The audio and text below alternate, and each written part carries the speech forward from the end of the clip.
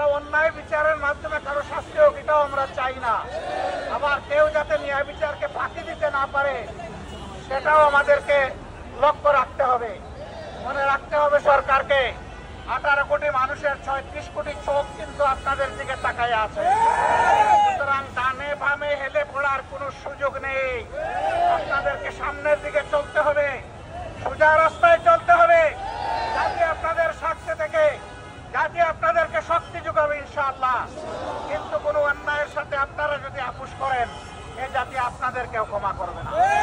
আমরা আশা করব তারা কোনো অন্যায়ের সাথে আপোষ করবেন না।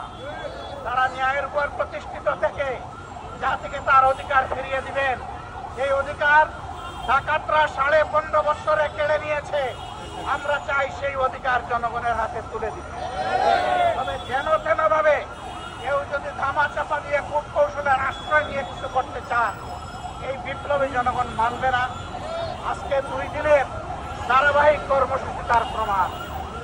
সব কিছুকে উপেক্ষা করে দিন রাত বিপ্লবীরা রাস্তায় ছিল আর তাদের সাথে আমাদের অন্তরাত্মা পড়েছিল। আমরা সবসময় তাদের সাথে সম্পর্ক রক্ষা করে চলছিলাম।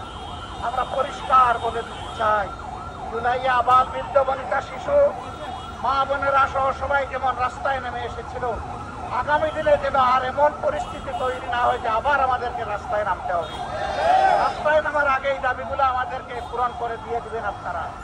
আমরা সেই দিনের অপেক্ষায় থাকলাম।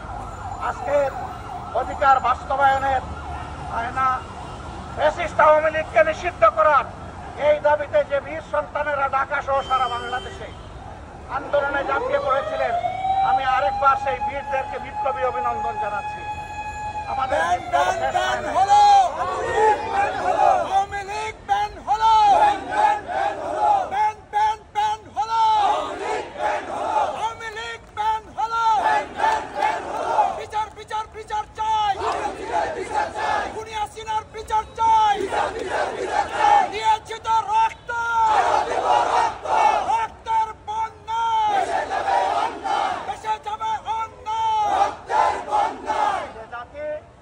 একবার রক্ত দিতে শিখেছে সেই জাতিকে কোনো কিছু দিয়ে তো মানা যাবে না।